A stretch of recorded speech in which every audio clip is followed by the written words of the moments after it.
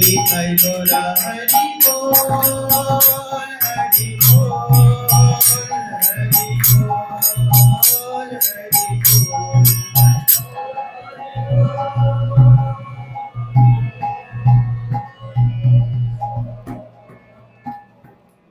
ओम अज्ञानतिमिरन्धस्य ज्ञानाञ्जनशलाकया चक्षुरुन्मिलितं येन तस्मै श्रीगुरवे नमः। সকলে হাত জোড় করুন। শ্রী চৈতন্য মনোভীষ্টং স্থাপিतं येन भूतले स्वयं रूप कदा मह्यं ददाति सपदान्तिकम्। नमो विष्णुपादाय कृष्णप्रेष्ठाय भूतले श्रीमते भक्तिवेदान्त स्वामीति नामिने। नमस्ते सरस्वती देवी गौरवाणी प्रचारिणे निर्विशेष शून्यवादी पाश्चात्यदेशतारिणे वाञ्छाकल्पतरुभ्यश्च कृपा सिन्धुभ्येव च पतितानां पावनेभ्यो वैष्णवेभ्यो नमो नमो। नमो महावदन्नाय कृष्णप्रेमप्रदायते कृष्णाय कृष्णचैतन्य नाम्ने गौरतिषे नमः। पञ्चतत्त्वात्मकं कृष्णं भक्तरूपस्वरूपकं भक्तावतारं भक्ताख्यं नमामि भक्तशक्तिकम्। तप्त काञ्चन गौराङ्गी राधे वृन्दावनेश्वरी वृषभानुसुते देवी प्रणमामि हरिप्रिये।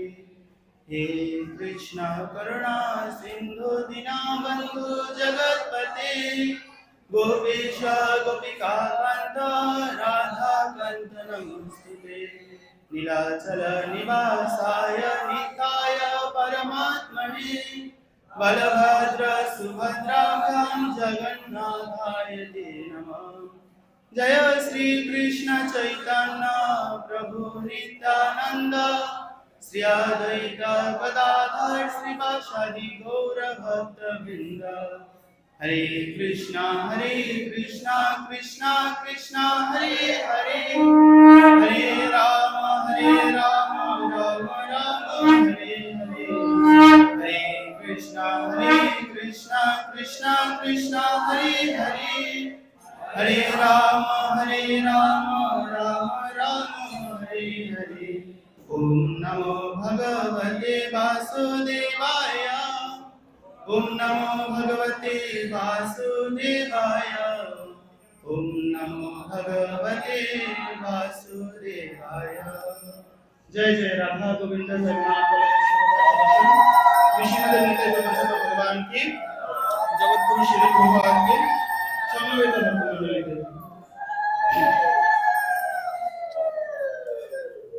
তো হরে কৃষ্ণ বৈষ্ণব বৃন্দ, আপনারা সবাই কেমন আছেন?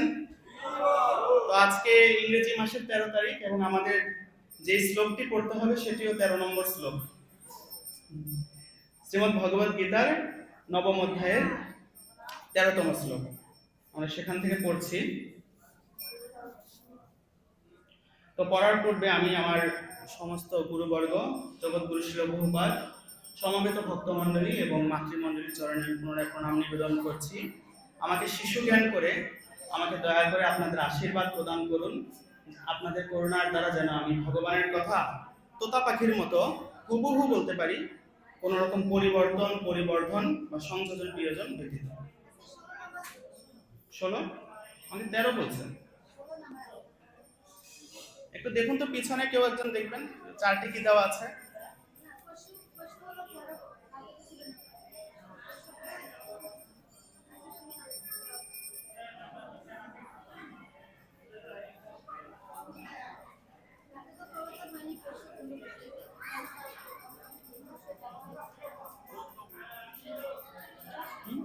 গতকালকে তো ক্লাস হয় নাই।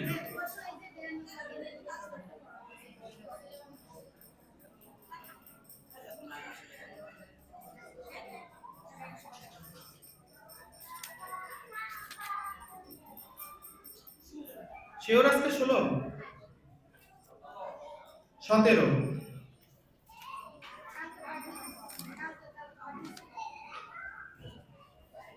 কালকে ক্লাস হয়েছে? কালকে ক্লাস হয়নি তো, তাহলে 16 হওয়ার কথা। আপনি তো আমাকে 13 বলেছিলেন, 13ই করবো না? ঠিক আছে, 13। ওম নমো ভগবতে বাসুদেবায়। ওম নমো ভগবতে বাসুদেবায়।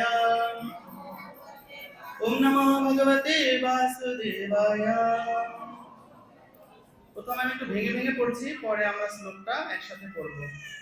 মহাত্মানাং তুমাং পার্থ দৈবীম প্রকৃতিম আশ্রিতাঃ ভজন্তি অনন্যমনসা জ্ঞাত্বা ভূতাদিম অব্যয়ম মহাত্মানস্তু মাম পার্থ দৈবীম প্রকৃতিমাশ্রিতা ভজন্তি অনন্যমনসা জ্ঞাত্বা ভূত আদিমব্যয়ম মহাত্মানস্তু মাম পার্থ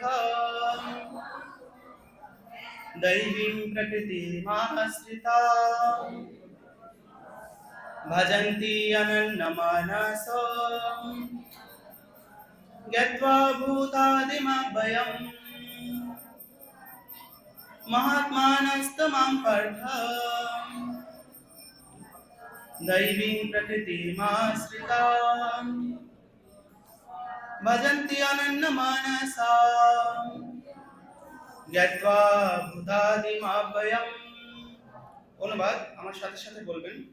হে পার্থ, মোহমুক্ত মহাত্মাগণ আমার দৈবিক প্রকৃতিকে আশ্রয় করেন। তারা আমাকে সর্বভূতের আদি ও অব্যয় জেনে অনন্য চিত্তে আমাকে ভজনা করেন।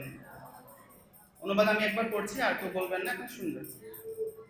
হে পার্থ, মোহমুক্ত মহাত্মাগণ আমার দৈবিক প্রকৃতিকে আশ্রয় করেন। তারা আমাকে সর্বভূতের আদি ও অব্যয় জেনে অনন্য চিত্তে আমাকে ভজনা করেন। তাৎপর্য করেছেন জগৎগুরু শিল প্রভুপাদ। এই শ্লোকে স্পষ্টভাবে যথার্থ মহাত্মার স্বরূপ বর্ণনা করা হয়েছে। মহাত্মার প্রথম লক্ষণ হচ্ছে তিনি সর্বদাই দিব্য প্রকৃতিতে অধিষ্ঠিত থাকেন, জড়া প্রকৃতির অধীনে থাকেন না। আর তা কিভাবে সম্ভব?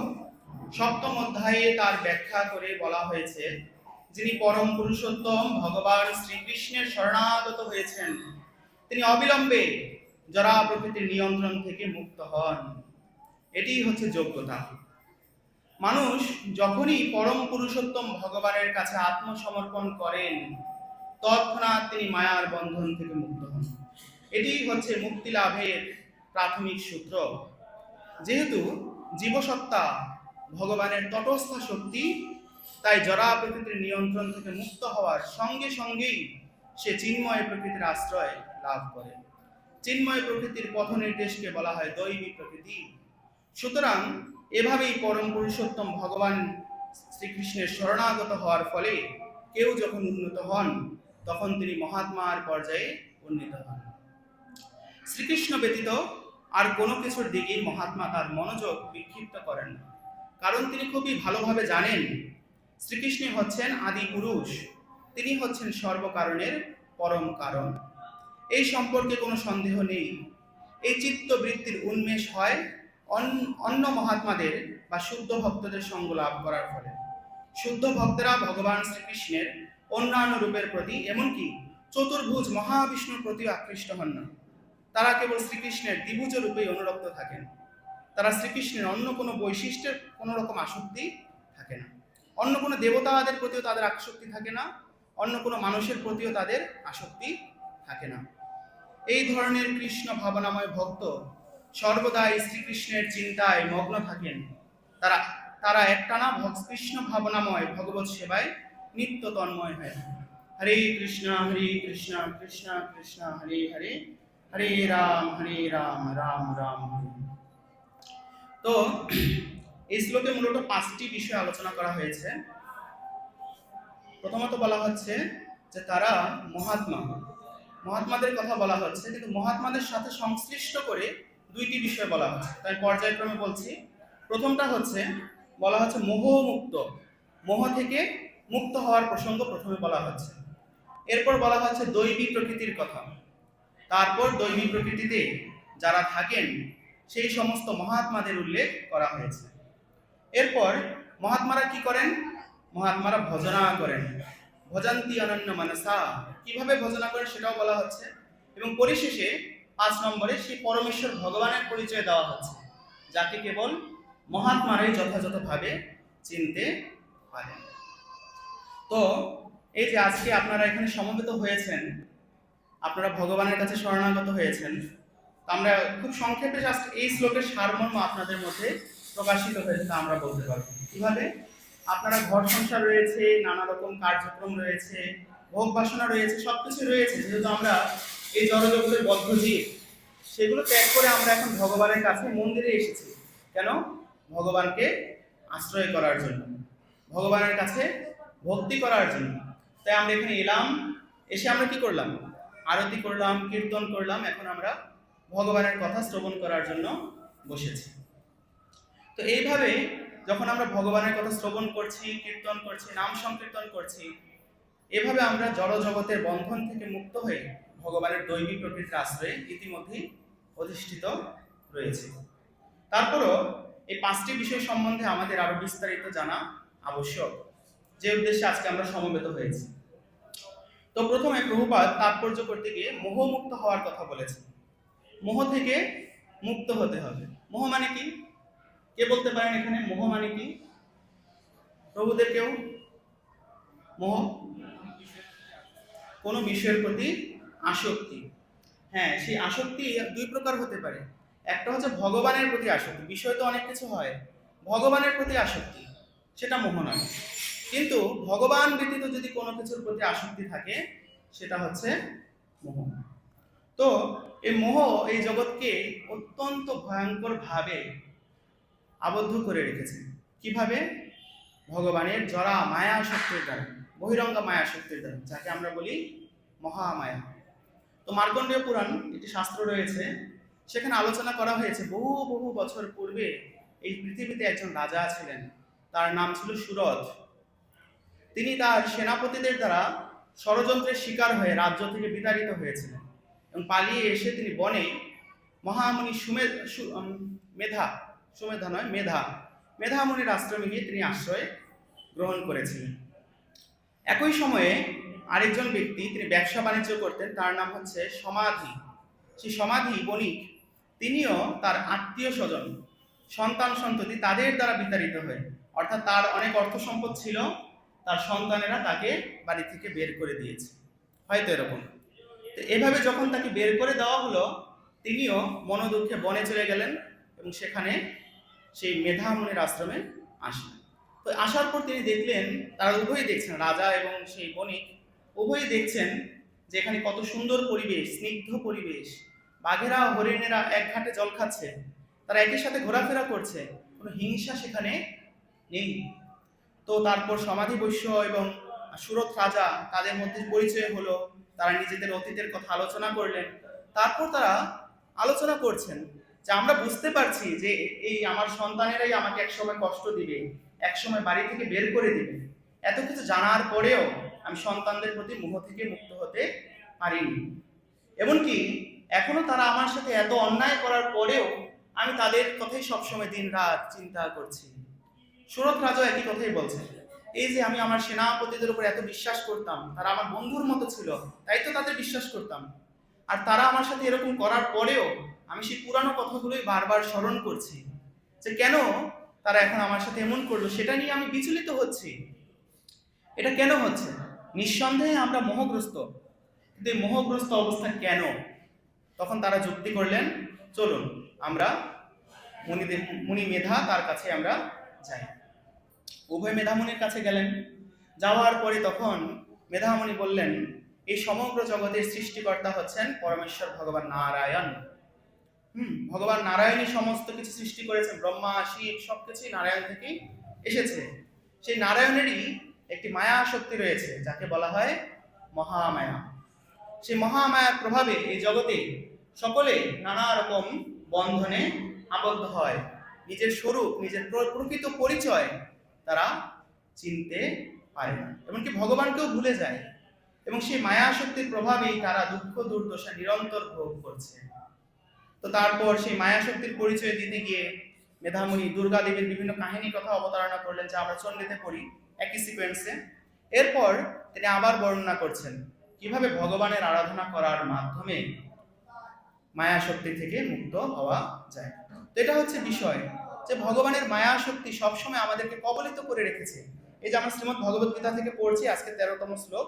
এর আগে 10ম শ্লোকে কি আলোচনা করা হচ্ছে? ময়াধ্যাক্ষেণ প্রকৃতি সুয়তে সচরাচরম হেতুনানেন কন্তেয় জগৎ বিপরিবর্ততে। আমার অধ্যক্ষতার দ্বারা এই জড়া প্রকৃতি, এই চরাচর বিশ্ব সৃষ্টি করে। প্রকৃতির নিয়মে জগৎ পুনঃ পুনঃ সৃষ্টি হয় এবং ধ্বংস হয়। তো ভগবানের জড়া প্রকৃতি ভগবানের নির্দেশেই কার্য করছে। পরমেশ্বর ভগবান শ্রী চৈতন্য মহাপ্রভু মায়া শক্তির পরিচয় দিতে গিয়ে বলেছেন, কৃষ্ণ সূর্য সম মায়া হয় অন্ধকার, যাহা কৃষ্ণ তাহা নাহি মায়ার অধিকার। বলছেন কৃষ্ণ হচ্ছেন সূর্যের সম, তিনি সবকিছু আলোকিত করছেন। এবং মায়া, ভগবানের যে মায়া শক্তি, তা হচ্ছে অন্ধকারের নাম। যেমন সূর্য আছে বলে কিন্তু অন্ধকার আছে, সূর্য না থাকলে অন্ধকার কি আর আলো কি আমরা কিছুই বুঝতে পারতাম না। হয়তো কেউ কেউ যুক্তি দেখাতে পারে সূর্য না থাকলে তো অন্ধকার, কিন্তু মজার বিষয় হচ্ছে অন্ধকারটাকেও আমরা চিনতে পারছি সূর্য আছে বলে। যে সূর্য না থাকতো আমরা কখনো অন্ধকারটাকেও চিনতে পারতাম না। অর্থাৎ সূর্য আলোরও উৎস, সূর্যই অন্ধকারেরই উৎস। তেমনি কৃষ্ণ তিনি দৈব প্রকৃতি, অর্থাৎ ভগবানের যে আশ্রয় আমরা করছি, সাধন ভজন করছি, ভগবানের ভক্তি করছি, সেটারও যেমন তিনি উৎস, তেমনি আমরা যে মায়া কবলিত হয়ে পড়ছি সেটারও উৎসই তিনি। এবং মানুষ জড়া প্রকৃতির নিয়মে সবসময় এই মায়ার দ্বারা কবলিত হচ্ছে, আবার তারা এই মায়া থেকে মুক্ত হচ্ছে। কিভাবে? জগৎ বিপরিবর্ততে, জগৎ পুনরায় সৃষ্টি হচ্ছে, ধ্বংস হচ্ছে। এবং কেউ কেউ মায়া থেকে মুক্ত হচ্ছে, আবার কেউ পুনরায় মায়াতে আবদ্ধ হচ্ছে। তো মায়াগ্রস্ত লোকের লক্ষণ কি? আমরা বলতে পারি যে কেউ মায়াগ্রস্ত হয়েছে। তো মায়াগ্রস্ত লোকের লক্ষণ কি? সেই লক্ষণ সম্বন্ধে পরবর্তী শ্লোকে বলা হয়েছে, অবজানন্তি মাংমূঢ়া মানসীম তনুমাশ্রিতম পরম ভাবমজানন্ত মম ভূত মহেশ্বরম। প্রথম শর্ত দিচ্ছেন, আমি যখন মনুষ্যরূপে অবতীর্ণ হই, কে? ভগবান শ্রীকৃষ্ণ, তখন মূর্খেরা আমাকে অবজ্ঞা করে। তারা আমার পরম ভাব সম্বন্ধে অবগত না হয়ে আমাকে সর্বভূতের অধীশ্বর বলে, মহেশ্বর বলে জানতে পারে না। অর্থাৎ প্রথম শর্ত হচ্ছে তারা পরমেশ্বর ভগবানকে চিনতে পারে না। তারা মনে করে যখন ভগবান স্বয়ং এই জগতে আবির্ভূত হন, তখন তারা বলেন তিনি একটি সাধারণ মানুষ।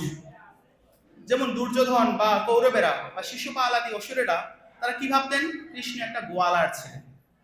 হ্যাঁ, গোয়ালা, সে সারা জীবন গোয়ালাদের সাথে কাটিয়েছে, সে কি আর রাজকার্য জানে? দুর্যোধন ভাবছে আমি কৃষ্ণের জন্য 56 ভোগ 36 ব্যঞ্জন রান্না করব। কৃষ্ণ তো গোয়ালার ছেলে, জীবনে কখনো এটা খেয়েও দেখেনি। এই 56 ভোগ 36 ব্যঞ্জন খেয়ে কৃষ্ণ কৌরবদের পক্ষে চলে আসে। মানে কি? সে জানে না যে কৃষ্ণ পরমেশ্বর ভগবান। লক্ষ্মী সহস্র শত সম্ভ্রম সেব্য মানম। ভগবানের ধামে সহস্র সহস্র লক্ষ্মী দেবী শুধুমাত্র লাইন ধরে আছেন কখন তারা ভগবানের সেবা করতে পারবে। সেই ভগবান লক্ষ্মী দেবী, যিনি সমস্ত রান্না বান্নার উৎস, যিনি রান্না করেন, সেই লক্ষ্মী দেবীর ভগবানের সেবা করার জন্য অপেক্ষা করছেন যে কখন আমি ভগবানকে সেবা করার একটু মাত্র সুযোগ পাবো। আর তারা ভাবছে যে কৃষ্ণ কিনা এই 56 ভোগ কখনো চেখে দেখে নেয়। হাস্যকর। কেন? তারা মায়াগ্রস্ত, তাই তারা ভগবানকে, ভগবানের দৈবী প্রকৃতিকে বুঝতে পারছে না। তারা ভগবানকে অবজ্ঞা করছে। এমনকি যখন ভগবান এই জড়জগতে উপস্থিত থাকেন না, তিনি তার ধামে থাকেন, তারা মনে করেন ভগবান মারা গেছেন। তারা মনে করে ভগবানও আমাদের মতো জীব, জন্মিলে মরিতে হবে, অমরকে কথা কবে। তারা এই যুক্তি দিয়ে ভগবানের উপরে দিতে চায়। হ্যাঁ, মনে করে যে জন্মগ্রহণ করেছে সেই মারা যাবে। তাই কৃষ্ণের যেহেতু জন্ম হয়েছে জন্মাষ্টমী, তাই কৃষ্ণ মারাও যাবে। কি হাস্যকর যুক্তি! কারণ কি? তারা নিজেরাই মায়ার দ্বারা আবদ্ধ। এই শ্রেণীর লোকেদের বাইরে আরেক শ্রেণীর লোক আছে যারা ভগবান টগবান নিয়ে তো মাথা টাথা ঘামায় না। তাদের কাজটা কি? খাও দাও ফুর্তি করো, জীবনটা মস্ত করো, বা জীবন তো একটাই, দরকার হলে ঋণ করে ঘি খাও, মরার পরে কেউ দেখবে না। একজন পণ্ডিত ছিলেন চারবাক ভারতবর্ষে, তিনি যুক্তি দেখিয়েছেন যে খাবা যখন ভালো খাও, ঘি দিয়ে ভাত খাও, ঘি দিয়ে রান্না করলে খুব সুস্বাদু হবে, ঘি দিয়ে ভাত খাও। এখন ঘি দিয়ে ভাত খাবো, আমার তো অত টাকা নাই, আমি তো অত ইনকাম করি না, ঘি দিয়ে কিভাবে খাবো? ধার করো, বিভিন্ন দোকানে দোকানে ধার করে ঘি দিয়ে ভাত খাও। তুমি মরে গেলে কে দেখবে? ধারটা তোমার চোখাইতে হবে না, তুমি মরে যাবা, শেষ। তো যতদিন বেঁচে আছো ধার করে ঘি খাও, মরার পর সেটা আর কিছু নেই। তো এই হচ্ছে বিষয়। এই শ্রেণীর লোকের জগতে অভাব নেই। জগতের ম্যাক্সিমাম লোকটা এরকমই। কিছু লোক আছে নাস্তিক, তারা সরাসরি ভগবানের বিরোধিতা করে, কিন্তু অধিকাংশ লোক ভগবান নিয়ে মাথাও ঘামায় না। তারা এইরকম নিজেরা কিভাবে ভালো থাকা যায়, কিভাবে অন্যকে ঠকানো যায়, চিটিংবাজি করা যায়, এগুলো নিয়ে তারা ব্যস্ত। এই হচ্ছে মোহগ্রস্ত লোকেদের আরেকটি লক্ষণ। তো তারা হচ্ছে আসরিক ভাবের প্রতি আকৃষ্ট। পরবর্তী শ্লোকে কি বলা হচ্ছে? মোঘাশা মঘ কর্মাণ মঘ জ্ঞান বিচেতসা রাক্ষসীম আসরিম চৈব প্রকৃতিম মোহিনীম শ্রিতা। বলছে এইভাবে যারা মোহচ্ছন্ন হয়েছে, মায়ার দ্বারা আবদ্ধ হয়েছে, তারা রাক্ষসী ও আসুরি ভাবের প্রতি আকৃষ্ট হয়।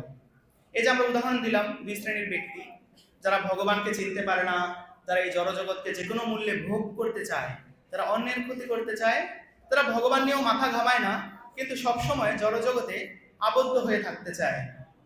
সেই মোহাচ্ছন্ন ব্যক্তিদের কথা বলা হচ্ছে। তারা অনেক সময় আশা করে যে আমরা যা কিছু চেষ্টা করছি এর দ্বারা এই জড়জগতের দুঃখ দুর্দশা থেকে মুক্ত হতে পারবো। কারা মনে করে? অসুরেরা। অসুরেরাও সবসময় বুঝতে পারে এই জড়জগৎটা দুঃখের আলয়, তারা দুঃখ থেকে মুক্ত হতে চায়। তারা কি করে? নানা রকম হাই টেকনোলজি আবিষ্কার করে, কিন্তু কি জন্য? নিজেদের সুখ ভোগের জন্য। কিন্তু ভগবান কি বলছেন? যতই তারা সুখ ভোগের চিন্তা করুক, এ থেকে তারা মুক্ত হতে, দুঃখ থেকে তারা মুক্ত হতে পারে না। তাদের এই সমস্ত সকাম কর্ম, তাদের জ্ঞান লাভের প্রয়াস, সমস্তই ক্রমান্বয়ে ব্যর্থ হয়ে যায়। ব্যর্থ হয় কিভাবে বুঝবো?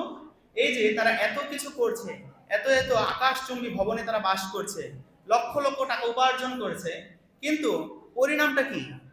মৃত্যুর পর তারা কোথায় যাচ্ছে? সমস্ত কর্মফল ভোগ করার জন্য আবার এই 84 লক্ষ জনিতে তাদের পুনরায় জন্ম মৃত্যুর জরার ব্যাধির পাকে ঘূর্ণীয়মান হতে হচ্ছে। তাহলে লাভ কি? এত এত টাকা উপার্জন করেই বা লাভ কি? এরকম না যে বেঁচে থাকার জন্য আমাদের টাকা উপার্জন করবো না, গাছতলায় চলে আসবো, এরকম বলা হচ্ছে না। সবার জন্য এরকম নয়। যাদের বৈরাগ্য আছে তাদের জন্য বলা হচ্ছে, হ্যাঁ আপনার বৈরাগ্য আছে, আপনি আশ্রমে থাকতে পারেন।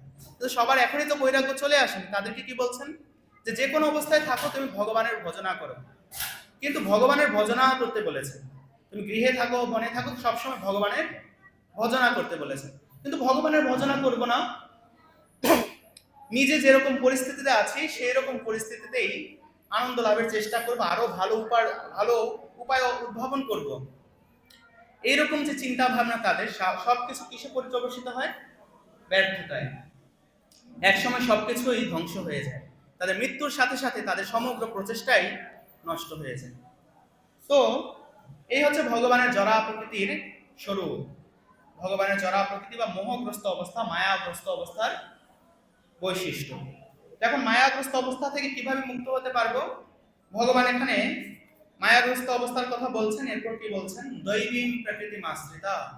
মায়া থেকে মুক্ত হয়ে আমার দৈবী প্রকৃতি অর্থাৎ অন্তরঙ্গা শক্তির আশ্রয় গ্রহণ করতে হবে। অন্তরঙ্গা শক্তিকে শ্রীমতী রাধারানী, ভগবানের অন্তরঙ্গা শক্তি, তার আশ্রয়ে যাওয়ার কথা বলছেন। কিভাবে? দৈবী হিয়েষা গুণময়ী মামা মায়াদরতয়া মামেবা যে প্রপদ্যন্তে মায়ামিতাম তরন্তিতে। ভগবান বলছেন যে আমার এই মায়া শক্তি, যে মোহমায়ার কথা আমরা বলছি, সে মায়া শক্তি অত্যন্ত দুস্তর, তা সহজে পার হওয়া যায় না। যতই আমরা প্রচেষ্টা করি না কেন, আমরা এখানে আবদ্ধ হয়ে থাকবোই, এর সম্ভাবনা খুবই বেশি। ঠিক যেমন ধরুন, আমরা চোরাবালি চিনেন? আপনারা কেউ চোরাবালির অভিজ্ঞতা আছে কারো? এই যে একজন হাত তুলেছেন, একজনের আছে, আর কারো? মাতাজিদের কারো নেই? তো চোরাবালি আছে, অন্তত আমরা শুনেছি, অভিজ্ঞতা না থাকলেও হয়তো অনেক সময় টেলিভিশনে বা মোবাইলে দেখেছি বা ছোটবেলায় গল্পতেও শুনেছি যে চোরাবালি যাচ্ছেন, দেখে মনে হবে খুব প্লেন স্ট্রিট, সুন্দর রাস্তা, তো যাওয়ার পরে পাটা ঢুকে যাবে, তারপর আর বের করা যাবে না, ঢুকতেই থাকবে, যত আপনি ছোটাছুটি করবেন বেরোবো বেরোবো, বের হতে পারবেন না, নিজের প্রচেষ্টায় কখনোই বের হতে পারবেন না। হয়তো প্রাথমিক লেভেলে বের হতে পারবেন যদি পাটা পুরোটা না ঢুকে, কিন্তু যেই মাত্র একটু আপনার এক বিঘত পরিমাণ হাত পাটা ঢুকে যাবে আর নিজের চেষ্টায় বের হতে পারবেন না, তখন অন্য কারো সাহায্য লাগে। তো এই জড়জগৎ সেটা হচ্ছে একটা চোরাবালির মতো, যেখানে আমরা ইতিমধ্যে গলা পর্যন্ত ডুবে আছি। আমরা ইতিমধ্যে গলা পর্যন্ত সেখানে ডুবে আছি। কিভাবে? আমাদের কত কত জন্ম হয়েছে, কত কত মৃত্যুবরণ করেছি, বারবার আমরা বহু বহু কর্ম করেছি, বারবার আমরা মোহগ্রস্ত হয়েছি, এটা পর্যায়ক্রমে চলছে চলছে কিনা? আমরা শুধু যদি এই জন্মের হিসাব করি তাহলে হবে না, অতীতের সমস্ত জন্মের হিসাব করতে হবে যে আমরা বারবার মোহগ্রস্ত হচ্ছি এবং সেগুলো একটার সাথে একটা অ্যাড হচ্ছে আমাদের মনের মধ্যে, আমাদের সূক্ষ্ম দেহের আবরণের মধ্যে, সেটা আমাদেরকে নতুন নতুন একটা স্তর সৃষ্টি হচ্ছে। যত একটি করে আমাদের জন্ম হচ্ছে, মনের ওপর একটা নতুন করে আবরণ সৃষ্টি হচ্ছে, মায়ার আবরণ। সেই প্রত্যেক জন্মের আবরণগুলো আমাদেরকে বিচলিত করছে। সেটা আমরা কখন বুঝতে পারি? অন্য যে কোনো সময় না হোক, অন্তত জব করতে গেলে আমরা বুঝতে পারি যে আমাদের মনের ভিতরে মায়ার আবরণ রয়েছে।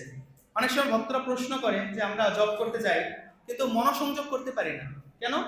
নানা রকম চিন্তা আসে, এই জীবনের চিন্তা আসে, আবার মনে হয় যে কখনো কখনো এমন সব চিন্তা আসে যা কখনো আমি এই জীবনেও করিনি। ম্যাক্সিমাম ভক্তদের কিন্তু এরকম একটা অভিজ্ঞতা থাকে প্রাথমিক লেভেলে যখন তারা জবটা শুরু করে। কেন? আচার্যগণ বলেছেন আমাদের মনের ভিতরে নানা রকম আস্তরণ পড়ে আছে, ময়লার আস্তরণ। কিসের ময়লা? মায়া মোহতে আবদ্ধ থাকার ময়লা। তো যেই মাত্র সেই ময়লাটা ক্লিন করতে যাওয়া হবে, ভেবে দেখুন কোন একটা রাস্তায় ময়লা পড়ে আছে, দুর্গন্ধ বেরোচ্ছে, কিন্তু আপনি যখন ময়লাটা ক্লিন করতে যাবেন প্রাথমিক পর্যায়ে কি দুর্গন্ধ বাড়বে না কমবে? ময়লাটা ক্লিন করতে গেলেই কিন্তু দুর্গন্ধটা আগে বেশি বেরোবে, কারণ ওটার নিচে যে আরো পচা ময়লা চাপা পড়ে আছে সেটার গন্ধটা বেরোতে থাকবে। তো যেই মাত্র আপনি পুরোটা ক্লিন করে ফেলতে পারবেন, পরিষ্কার করে ফেলতে পারবেন, তখন আর সেই গন্ধটা থাকবে না। এটা হচ্ছে বিষয়। আমাদের মনের ভিতরে নানা রকম ময়লার আস্তরণ রয়েছে, যত আমরা ক্লিন করতে যাই তত অতীতের ময়লাগুলো বেরোয় আসছে, কিন্তু ক্লিনিং করতে করতেই একসময় সেটা পরিচ্ছন্ন হবে। তো এই কথাই ভগবান বলছেন যে ভগবানের মায়া শক্তির এত প্রকট যে এটার থেকে মুক্ত হওয়া এত সহজ নয়, কিন্তু কিভাবে মুক্ত হওয়া যায় তাও ভগবান বলছেন।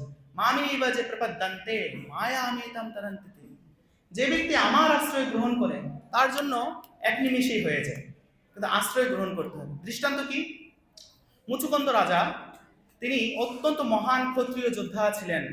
তো অসুরেরা দেবতাদেরকে আক্রমণ করেছে স্বর্গে, দেবতারা যুদ্ধ করছে, কিন্তু তারা ভাবলেন আমাদের সাথে আরো কিছু যোদ্ধা দরকার, কাকে নেওয়া যায়? তারা তখন চিন্তা করে দেখলেন সারা পৃথিবীর সবচেয়ে মহান যোদ্ধা মুচুকুন্দ, তাকে নিয়ে আসবো আমরা। তিনি এসে যখন যুদ্ধ করবেন তখন আমরা অসুরদেরকে হারাতে পারবো। এবং তাই হলো, তারা মুচুকুন্দ রাজাকে পৃথিবী থেকে নিয়ে গেলেন। মুচুকুন্দ রাজা হাজার হাজার বছর ধরে যুদ্ধ করে অসুরদেরকে হারিয়ে দিলেন। হারিয়ে দেওয়ার পর দেবতারা সকলে একত্রিত হয়ে, ইন্দ্র দেবতার নেতৃত্বে সব দেবতারা একত্রিত হয়ে বলছে যে বর চাও, তুমি আমাদের অনেক উপকার করেছো, তাই আমরা যেহেতু দেবতা, আমাদের কিছু ক্ষমতা আছে, পাওয়ার আছে, সেটার বিনিময়ে আমরা আপনাকে কিছু আশীর্বাদ দিতে চাই। দেখুন মজার বিষয়, দেবতারা নিজেরা যুদ্ধ করে অসুরদের হারাতে পারছে না, অথচ আবার রাজাকে আশীর্বাদ দিতে চাচ্ছে। তো রাজা কিন্তু এটা বিবেচনা করেছেন, বিবেচনা করে ভাবলেন আপনাদের কাছ থেকে আমি আশীর্বাদ নিব পরে, আগে আমাকে বলুন আমার কতদিন আয়ু আছে, কত সময় আমার বেঁচে থাকার সময় আছে, সেটা বিবেচনা করে আমি বর নিব। যে আমার যদি অল্প সময় থাকে তাহলে অল্প সময় অনুযায়ী নিব, বেশি সময় থাকলে সে অনুযায়ী নিব। তো এখন সমস্ত দেবতাদের মুখ ভার হয়ে গেছে। কেন?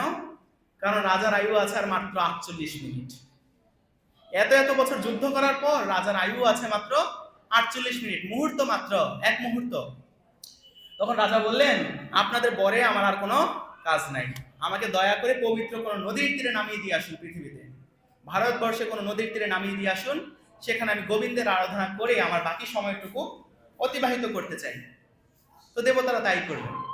তখন তিনি পবিত্র নদীতে স্নান করে ভগবানের নাম জপ করতে করতে, সারা জীবন তিনি কোনো সাধন ভজন করেন নাই, 48 মিনিটেরও কম সময়, আস্তে আস্তে 48 মিনিট কমে গেছেন আরো, 48 মিনিটেরও কম সময় তিনি সাধন ভজন করে ভগবত ধামে বৈকুণ্ঠে চলে গিয়েছে। হরি বল। তো এটা হচ্ছে বিষয় যে আমরা অনেক সময় ভাবতে পারি যে কত কত সাধনার প্রয়োজন আছে, 48 মিনিটেও যে ভগবানের ধামে চলে যাওয়া যায় সাধন ভজন করে, তার দৃষ্টান্ত শ্রীমদ্ ভাগবতে রয়েছে। কিন্তু একই সাথে এটাও সত্য যে আমরা বহু বহু সাধনার দ্বারাও ভগবানের শরণাগত হয়েও আমরা মুক্ত হতে পারছি না। কেন? কারণ আমরা সেইভাবে মুচুকুন্দ মহারাজের মতো করে আশ্রয় গ্রহণ করি। তো মুচুকুন্দ মহারাজ বুঝতে পেরেছেন আমি তো আর বাঁচবো না, তো আমাকে এখনই যা করার করে নিতে হবে। আমাদেরও এরকম পরিস্থিতি অনেক সময় হয়, আমরা নানা রকম দুর্ঘটনায় পড়ি, তখন চিন্তা হয়, যেমন কিছুদিন আগে ভূমিকম্প হয়েছে, আমি বসে আছি, কিছু জব করেছি, জব আর কিছু জব আমার বাকি আছে, সকাল 10টা বাজে, আমি ভাবছি জবটা একটু পরে করব। আমার নিজের কথাই বলছি, যখন ভয়ঙ্কর ভাবে বিল্ডিং কাঁপতে শুরু করেছে, আশেপাশের লোকজন ছোটাছুটি শুরু করছে, আমি তো প্রথমে জয় নৃসিংহ করলাম, তারপর মনে হয়েছে যে না, এখন যদি মরে যাই, কারণ একবার ভূমিকম্প হলে নাকি আরেকবার পর পর আরেকটা হওয়ার সম্ভাবনা থাকে, এটা যদি হয়েছে আরেকটা হবে, বাঁচতেও পারি নাও বাঁচতে পারি, অন্তত জবটা শেষ করে মরি। তো এটা হচ্ছে বিষয় যে ভগবান কখনো কখনো আমাদেরকে বিরূপ পরিস্থিতিতে ফেলেন যাতে আমরা একটু ভগবানের কাছে আর একটু অগ্রসর হতে পারি, মায়ামোহ থেকে মুক্ত হতে পারি। তো যারা মায়ামোহ থেকে মুক্ত হয় তাদের কিছু লক্ষণ এখানে বলা হয়েছে। তো সেটা হচ্ছে 26টি গুণের উল্লেখ দেওয়া হয়েছে শ্রীমদ্ ভগবত গীতার 16 অধ্যায়ের প্রথম 3টি শ্লোকে। মায়ামোহ থেকে যারা মুক্ত হতে পারে, মুক্ত হওয়ার জন্য কিছু গুণ আমাদের চর্চা করতে হবে, আর যখন আমরা মায়ামোহ থেকে মুক্ত হয়ে যাব এই গুণগুলো এমনিতেই আমাদের মধ্যে পুরোপুরি চলে আসবে। তো গুণগুলো আপনারা সবাই আমার সাথে সাথে রিপিট করুন, আমার সাথে সাথে বলুন। পরমেশ্বর ভগবান বললেন, হে অর্জুন, ভয় শূন্যতা, সত্তার পবিত্রতা, পারমার্থিক জ্ঞানের অনুশীলন, দান, আত্মসংযম, যজ্ঞ অনুষ্ঠান, বৈদিক শাস্ত্র অধ্যয়ন, তপশ্চর্যা, সরলতা, অহিংসা, সত্যবাদিতা, ক্রোধ শূন্যতা, বৈরাগ্য, শান্তি, অন্যের দোষ দর্শন না করা, সমস্ত জীবে দয়া, লোভহীনতা, মৃদুতা, লজ্জা, অচপলতা, তেজ, ক্ষমা, ধৈর্য, শৌচ, মাৎসর্য শূন্যতা, অভিমান শূন্যতা, এই সমস্ত গুণগুলো দৈবী প্রকৃতিতে অধিষ্ঠিত ব্যক্তিদের মধ্যে দেখা যায়। ভগবান এই দিব্য ভাবসমূহের কথা সেখানে বর্ণনা করেছেন। দৈবী প্রকৃতিতে অধিষ্ঠিত ব্যক্তি আমরা কিভাবে চিনতে পারবো? তার মধ্যে 26টি গুণ পূর্ণরূপে বর্তমান থাকবে। আর আমরা যদি দৈবী প্রকৃতিতে অধিষ্ঠিত হতে চাই, এই 26টি গুণের চর্চাও আমাদেরকেই করতে হবে। আমরা চর্চা করতে থাকবো, আর যখন দৈবী প্রকৃতির কৃপা হবে তখন এই সমস্ত গুণাবলী এমনিতেই আমাদের মধ্যে পূর্ণরূপে বিরাজ করবে। প্রমাণ কি?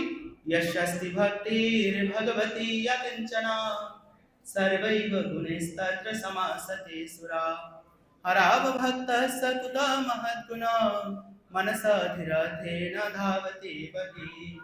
বলছে যেই ব্যক্তির মধ্যে ভগবত ভক্তি রয়েছে তার মধ্যে সমস্ত গুণাবলী পরিপূর্ণ মাত্রায় সঞ্চারিত হয়।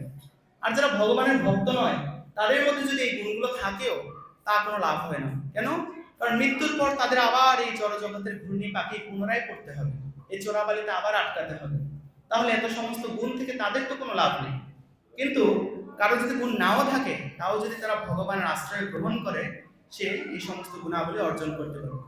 যা ভগবান ইতিমধ্যেই বলেছেন কি, মামেই বা যে প্রপদ্যন্তে মায়া মেতাম তারান্তে, যে ব্যক্তি আমার শরণাগত হয়, আমাকে আশ্রয় করে, তার এই গুণগুলো এমনিতেই হয়।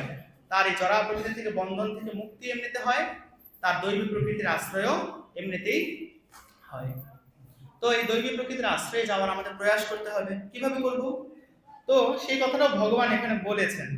এর আমরা দৈবী প্রকৃতির কিছু দৃষ্টান্ত দিব, যে অনেক অনেক অনেক অনেক অনন্ত অনন্ত কোটি বৈষ্ণবদের মধ্যে এই সমস্ত গুণাবলী রয়েছে।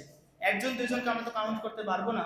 যেই বৈষ্ণবের কথা বলবো, যে সমস্ত মহাত্মাদের কথা বলবো, ভাগবত থেকে বলবো, মহাভারত থেকে বলবো, অন্যান্য বৈদিক শাস্ত্র থেকে বলবো, সবার মধ্যে 26টি গুণ পূর্ণরূপে বর্তমান রয়েছে।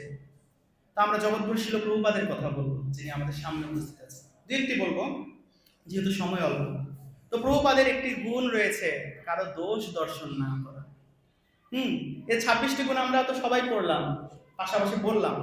তো প্রত্যেকের কোনো না কোনো গুণ কঠিন মনে হয়েছে, তাই না? স্বাভাবিক না?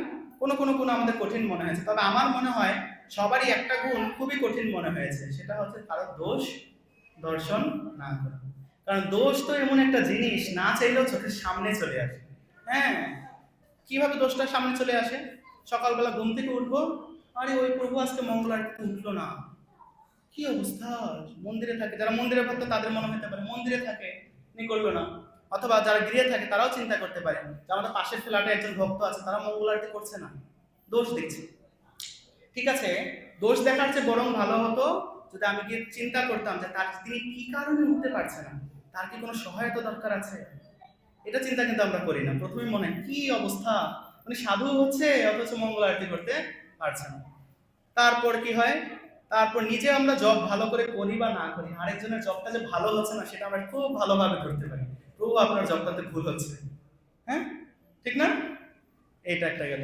এরপরে কি হয়, এরপর তৃতীয় দোষ হয়, যখন দর্শনার্থীরা মন্দিরে আসবো, আসার পর দেখবো ভগবানের মুকুটটা তো একটু বাঁকা হয়ে আছে, কি করলো পূজারীরা, এত তাড়াহুড়া করে, ঠিক মতো পড়াইতে পারে না। আরে বাবা, ভগবানের হয়তো ইচ্ছা হতে পারে যে মুকুটটা একটু বাঁকা করে পড়বো, তার পূজারীর মাধ্যমে পড়িয়েছে, তা আমরা কি দেখবো? দোষ। দর্শনার্থীর পর কি ভাগবত পাঠ, ভাগবত পাঠে বলবো ওই বক্তা কি বলতেছে, কথাবার্তা ভালো বুঝি না, বক্তার দোষ দর্শন।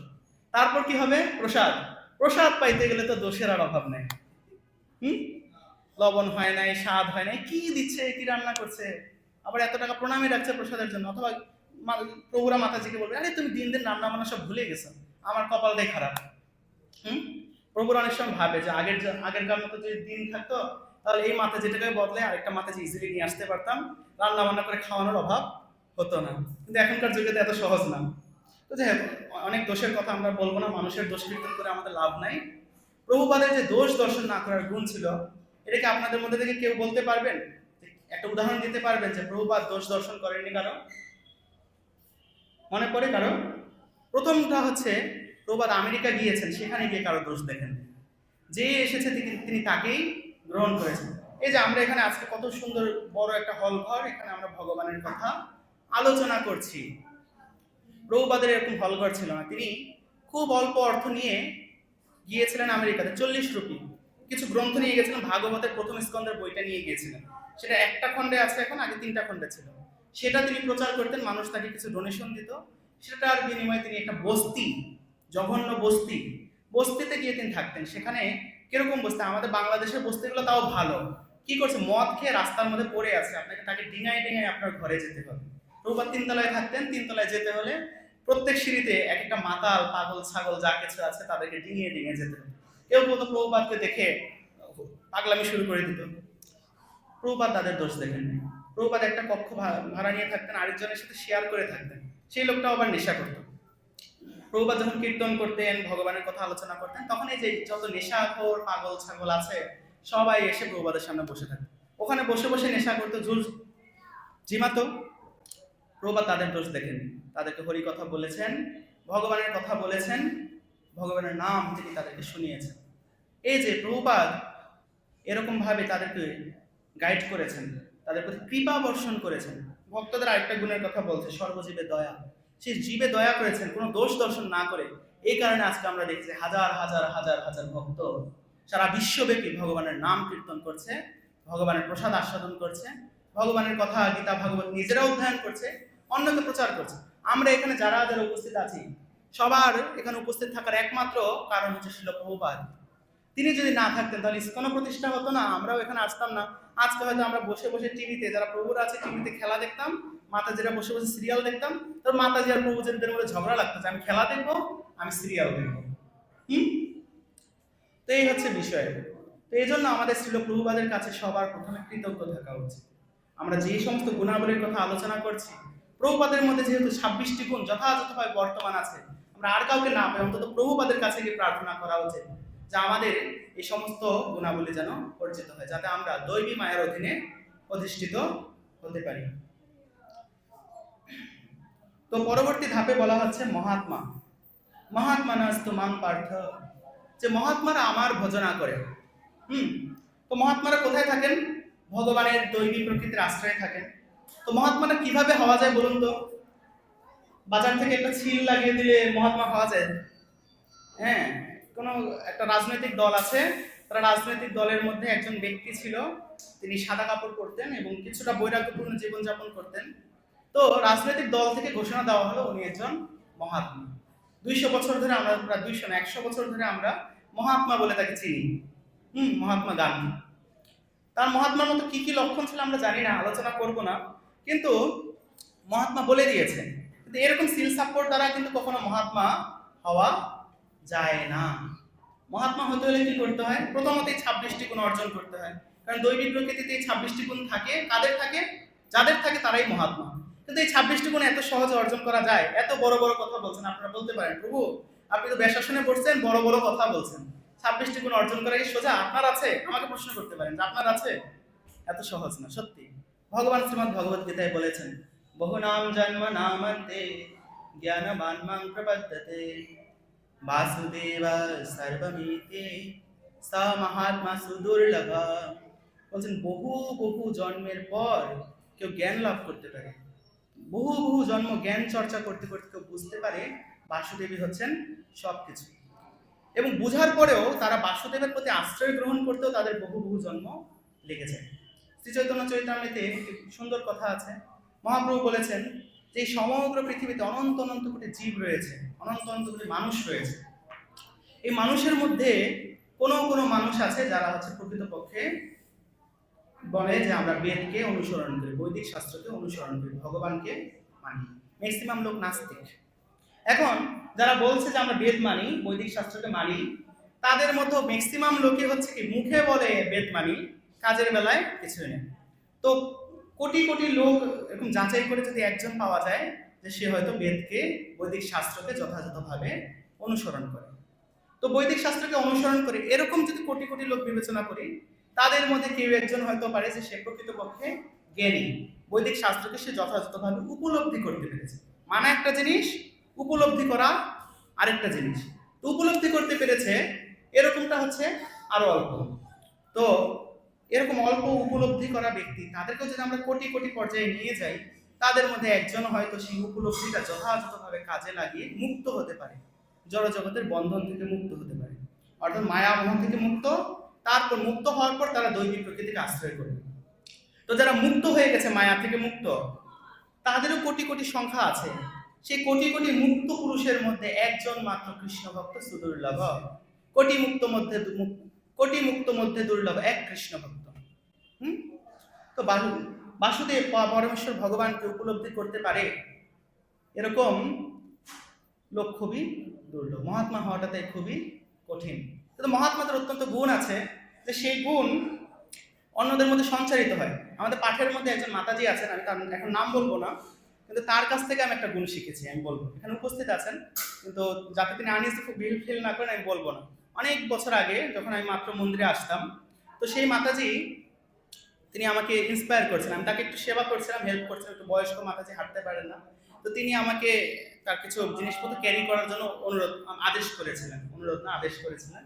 আমি তাকে হেল্প করেছিলাম। পরে মাতাজি আমার পারিপার্শ্বিক পরিস্থিতি বা আমার ভক্তি জীবনের অগ্রগতি সম্বন্ধে জিজ্ঞেস করলেন, এবং তখন এই যে শ্লোকটা আমি বললাম, বহু নাম জন্ম নামন্তে জ্ঞানবান প্রপদ্যতে বাসুদেব সর্বমিতি স মহাত্মা সুদুর্লভ, এই শ্লোকটা শোনার পরে, এই শ্লোকটা তুমি আমাকে যেভাবে ব্যাখ্যা করলেন, যা আমি বললাম সেগুলো ব্যাখ্যা করার পর আমি জিনিসটা আরো ভালোভাবে রিয়েলাইজ করলাম। এবং তখন আরেকটা জিনিস বুঝতে পারলাম, যে যদি আমরা সাধু হতে চাই তাহলে শুধু ইস্কনে আসলাম গেলাম এটাতে হবে না, গ্রন্থগুলো নিজেও পড়তে হবে। একজন বয়স্ক মাতাজি যিনি হাঁটতে পারছেন না, তিনি এই শ্লোকটা কত চমৎকার ভাবে বলছেন, আর আমি তখন শ্লোকগুলো কিছুই পারতাম। তাই আমি নিজেকে ভাবছি যে আমি সমস্ত শাস্ত্র গ্রন্থগুলো অধ্যয়ন করতে আমার রুচি আসে না, আর এই মাতাজিগুলো অধ্যয়ন করে আবার ব্যাখ্যাও করছে। এরপর থেকে বুঝতে পারলাম যে না, যদি আমরা দৈবিক প্রকৃতিতে অধিষ্ঠিত হতে চাই, তাহলে অবশ্যই আমাদেরকে সাধুদেরকে অনুসরণ করতে পারে। সাধুরা যখন দেখুন মাতাজি একটি মাত্র শ্লোক বলে আর ওটা একটু ব্যাখ্যা করে আমাকে কি পরিমাণ ইন্সপায়ার করেছিলেন, যা আমি আরো 2 বছর ধরে ইস্কনে আসি যাই, তা আমাকে প্রভাবিত তেমন ভাবে করতে পারেনি। এটা হচ্ছে বিষয়, সাধুদের গুণ অন্যদেরকে সঞ্চারিত হয়। সে কথা ভগবান এখানে বলছেন যে মহাত্মা যদি হতে চাই, তাহলে মহাত্মাদেরই অনুসরণ করতে হবে, এই কথা ভগবানই এখানে বলছে। কোথায়? চতুর্থ অধ্যায়ের 15 নম্বর শ্লোকে। এবং জ্ঞাতা কৃতম কর্ম পূর্বৈরপি মোক্ষভিঃ কুরু কর্মৈব তস্মাত্তম পূর্বেই পূর্বতরম কৃতম। কি বলছেন? প্রাচীনকালে বহু বহু মুক্ত মহাপুরুষেরা এই একই পন্থা অনুসরণ করেছেন। হে অর্জুন, তুমিও সেই মহাপুরুষদের, মহাত্মাদের অনুসরণ করো। অর্থাৎ মহাত্মা যদি হতে হয়, জড়জগতের বন্ধন থেকে যদি মুক্ত হতে হয়, মায়া মোহ থেকে মুক্ত যদি হতে হয়, কাদের অনুসরণ করতে হবে? যারা ইতিমধ্যে মায়া মোহ থেকে মুক্ত হয়েছে, তাদের অনুসরণ করার মাধ্যমে আমরা আমাদের নিজেদেরকে উন্নতি করতে পারবো। একটা দৃষ্টান্ত আমি নিজেই দিলাম, প্র্যাকটিক্যাল দৃষ্টান্ত। আরো কিছু দৃষ্টান্ত আছে, আমরা ক্রমান্বয়ে বলবো। হ্যাঁ, একটা উদাহরণ আছে নারদমুনি। নারদমুনির সম্বন্ধে আছে যে নারদমুনি তিনি প্রথমে ব্রহ্মার পুত্ররূপে জন্মগ্রহণ করেছেন। তো ব্রহ্মার কাছে ভগবানের সেবা ছিল যে তুমি এই জগতে বহু বহু জীব সৃষ্টি করো, যারা এই সমগ্র জড়জগৎকে পরিপূর্ণ করবে। বহু বহু আত্মা অপেক্ষমান রয়েছে, যাদের জন্ম হওয়া আবশ্যক। জন্ম না হলে তো তারা তাদের কর্মফল ভোগ করতে পারবে না, কর্মফল ভোগ না হলে তারা আবার ভগবানের কাছে ফিরে যাওয়ার প্রয়াসও করতে পারবে। তো তাদের জন্য কি দরকার? বডি দরকার, বডি।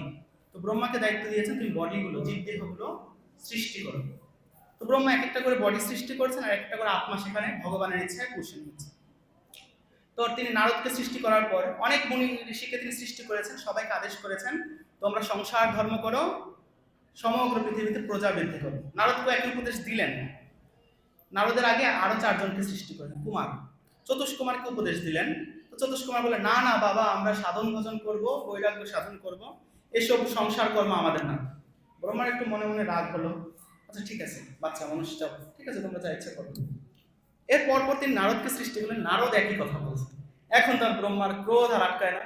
কি এত বড় দুঃসাহস! আমি তোমার পিতা, তোমার 4 ভাই আগেই একই রকম ভাবে আমাকে অবজ্ঞা করলো। তারা বলছে যে না আমরা সংসার করবো না, সাধন ভোজন করবো।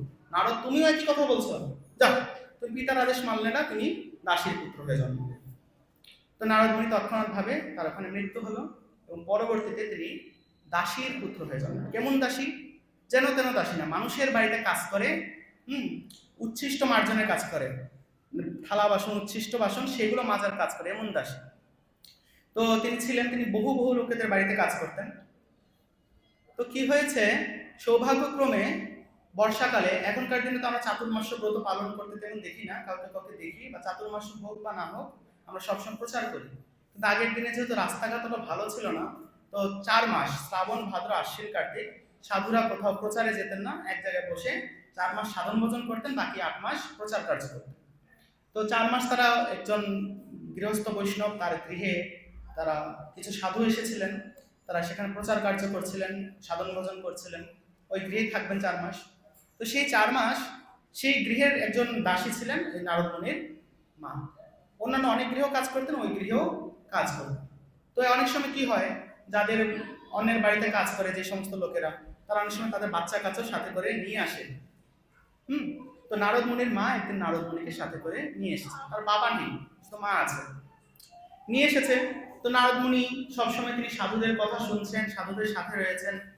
তো সাধুদের কথা শুনতে শুনতে তার মনে ভক্তি জাগ্রত হয়েছে, বৈষ্ণব সদাচার তিনি শিখতে পারছেন। 4 মাস ধরে যদি কেউ ভগবানের কথা শুনে, সাধু বৈষ্ণবদের কথা শুনে, তার বৈষ্ণব হয়ে থেকে বাকি থাকে আর প্রত্যেকদিন সকাল সন্ধ্যা। একটু আগে বসুন, জায়গাটা ফাঁকা হয়ে গেছে, পিছনে বসলে মায়া বাঘিনী এসে ধরে নিয়ে যাবে, সামনে চলে আসুন, আসুন আসুন। একটু নড়ে চড়ে বসলে এমন ভালো লাগবে, কোমরটাও ভালো থাকবে। তো সেই নারদ মুনি তিনি তারপর এক সময় তিনি সেই বৈষ্ণবদের ভক্তি বেদান্ত, তাদেরকে বলা হচ্ছে ভক্তি বেদান্ত, সেই বৈষ্ণবদের অনুমতি নিলেন যে আমি কি আপনাদের উচ্ছিষ্ট গ্রহণ করতে পারি। বৈষ্ণবদের উচ্ছিষ্ট গ্রহণ করলে আমাদের পাপ সমূহ দূরীভূত হয়, বৈষ্ণবদের হৃদয়ের পবিত্রতা আমাদের মধ্যে সঞ্চারিত হয়। এই সমস্ত শাস্ত্রের নির্দেশ তিনি জেনে তিনি তাদেরকে অনুরোধ করলেন আমাকে দয়া করে আপনাদের উচ্ছিষ্ট প্রদান করুন, এবং তারা দিলেন। এবং সেটা গ্রহণ করার পর নারদ মুনির ভক্তিতে অগ্রসর হতে যতটুকু বাকি ছিল সেটাও পরিপূর্ণ হয়ে গেল। তো কিছুকাল পর দৈবের নিয়মে তার মা সাপের কামড়ে মারা গেলেন। তো নারদ মুনি তারপর গৃহ ত্যাগ করে বনে বনে সাধন ভোজনে যুক্ত হন, এবং সেইভাবে সাধন ভোজন করতে করতে করতে তিনি ব্রহ্মার অভিশাপ থেকে মুক্ত হয়ে দেবতাদের ঋষি দেবর্ষি নারদ হয়ে গেলেন। এবং তিনি দেবর্ষি নারদ হচ্ছেন একমাত্র ব্যক্তি যিনি এই জড়জগতেও থাকতে পারেন, একই সময় তিনি স্বেচ্ছায় যে কোনো সময় ভগবানের ধামে বৈকুণ্ঠে এমনকি গোলক ধামেও যেতে পারেন। আর কোনো ব্যক্তি এই জড়জগতে যে নেই যারা ভগবানের ধামে যেতে পারে। ব্রহ্মা, নারদ মুনির পিতা ব্রহ্মা, তিনিও সরাসরি বৈকুণ্ঠে কখনোই ঢুকতে পারেন না। যখন আমরা দেখি সমগ্র শাস্ত্রে বহু বহু পুরাণে আমরা দেখি যখনই দেবতাদের উপর অসুর আক্রমণ করে, দেবতারা কার কাছে যায়? ব্রহ্মার কাছে যায়। তারপর ব্রহ্মা কি করে? দেবতাদের সবাইকে নিয়ে, ব্রহ্মা যেহেতু নেতা, তিনি তাদেরকে নিয়ে সেখানে যান, বৈকুণ্ঠে যান, বৈকুণ্ঠে ঢুকতে পারেন। দরজায় দাঁড়িয়ে তিনি প্রার্থনা করেন, ওম সহস্র শীর্ষ পুরুষ সহস্রাক্ষ সহস্রপাদ সভূমিং বিশ্বতো বৃত্বা অদ্যতিষ্ঠ দশাঙ্গুলম। পুরুষ সূক্ত মন্ত্রে, বেদের পুরুষ সূক্ত মন্ত্রে তিনি ভগবানের কাছে প্রার্থনা করেন। তারপর তিনি নিজের প্রার্থনাটা নিবেদন করেন যে এই দেবতারা এই সমস্ত বিপদে পড়েছে, হে ভগবান আপনি এখন একটু উপায় বাঁধেন। ভগবান অনেক সময় বের হয়ে আসেন না, ভিতর থেকে তার একটা মাইক্রোফোন আছে, বাইরে স্পিকার আছে, ভিতরে বসে বসে বলে দেন যে ওদেরকে এই কাজটা করতে বলো, ওদেরকে সমুদ্র মন্থন করতে বলো, তারপর তখন এসে আমি হেল্প করবো।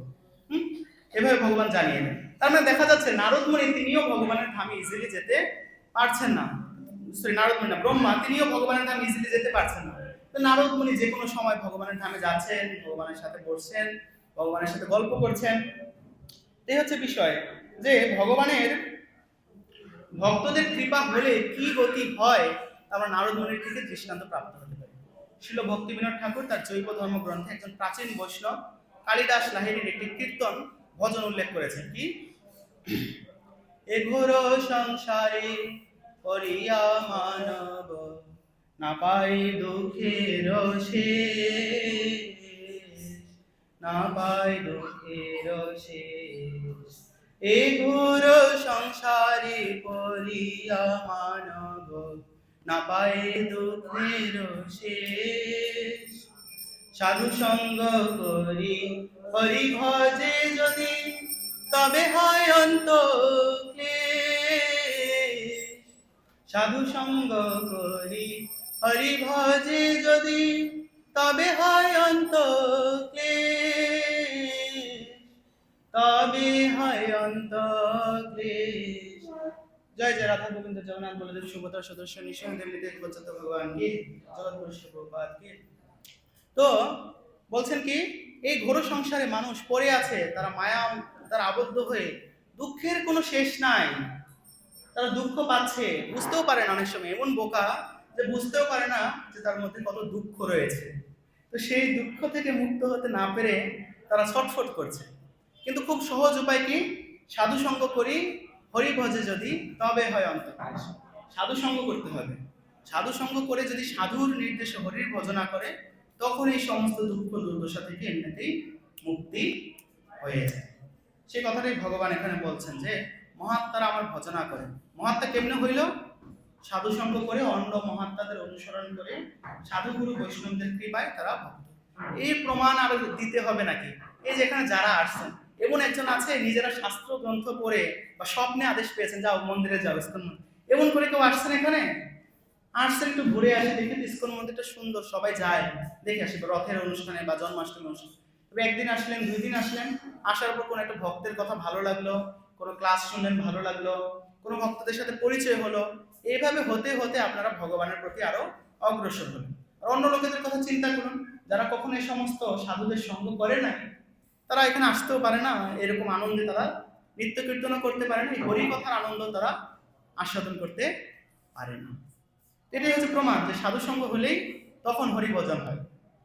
তো হরিভজনটা কি জিনিস সেই সম্বন্ধে ভগবান বলেছেন যে সততম কীর্তয়ন্ত মাম यतन्तश्च दृढव्रता नमस्तन्तश्च माम भक्त्या नित्ययुक्तोपासते। বলছেন সততম কীর্তয়ন্ত মাম, ভজনের একটা লক্ষণ হচ্ছে সবসময় আমার নাম সংকীর্তন করা। হরে কৃষ্ণ বলুন, হরে কৃষ্ণ কৃষ্ণ কৃষ্ণ হরে হরে, হরে রাম রাম রাম। সবসময় ভগবানের নাম কত ইজিলি আমরা নিতে পারি। স্নান করা লাগবে না, কোনো কিছু লাগবে না। ঘুম থেকে উঠে কৃষ্ণ স্মরণ করতে বলা হয়েছে, ঘুমাইতে চাইলেও কৃষ্ণ স্মরণ করতে করতেই ঘুমাতে বলা হয়েছে। আমরা অবশ্যই এটা করি নাই জানি, মোবাইল হাতে নিয়ে দেখতে দেখতে কখন ঘুমায় যে মোবাইলটা মাথার উপর পড়ে, আবার ঘুমটা মাঝে মধ্যে ভেঙে যায়। আমি জানি না এখানে কারো হয়েছে কিনা, আমার আগে হয়তো, এখন হয় না, অনেক বছর ধরে, অনেক আগে হতো। তো হরিনাম করতে করতে তখন এই সমস্ত যে অনর্থ মোবাইল মুখের মধ্যে পড়ে যাওয়া, এসব আর হওয়া বন্ধ হয়ে গেছে। এরপর হচ্ছে দৃঢ়ব্রত, যে শুধু একদিন দুই দিন করলে হবে না, চেষ্টা করতে হবে যেন দৃঢ় হতে পারি, যে রেগুলার করতে পারি। একদিন 16 মালা করে ফেললাম, এরপর 2 দিন মালাটাই ধরতে ইচ্ছে করছে, অরুচি চলে আসছে একদিন 16 মালা করার পর। হ্যাঁ, হয়েছে না এরকম অনেকের? আমার হয়েছে কিন্তু আগে, অনেক আগে। হ্যাঁ, এটা হয়।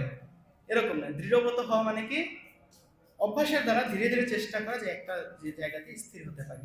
প্রভুপাদ একটা বেসিক জিনিস দিয়েছেন, 4 নিয়ম 16 মালা জপ। 16 মালা জপে অন্তত যেন স্থির হতে পারি।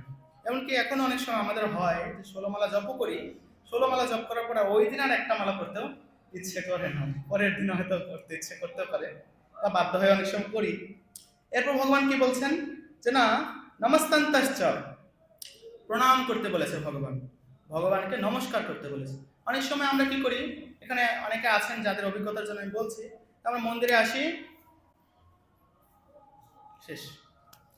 হ্যাঁ, এর চেয়ে ভালো কেউ থাকতে পারে না, এটাও ভালো, এটা করার চেয়ে অন্তত এটা করা ভালো। এটা প্রণাম শাস্ত্রের মধ্যে আছে, এটা শাস্ত্রের মধ্যে নাই, বা এটাও নাই, এরকম প্রণামটাও শাস্ত্রের মধ্যে নাই, এই প্রণামটা আছে শাস্ত্রে। তো ভগবানের উদ্দেশ্যে প্রণাম নিবেদন করতে হবে।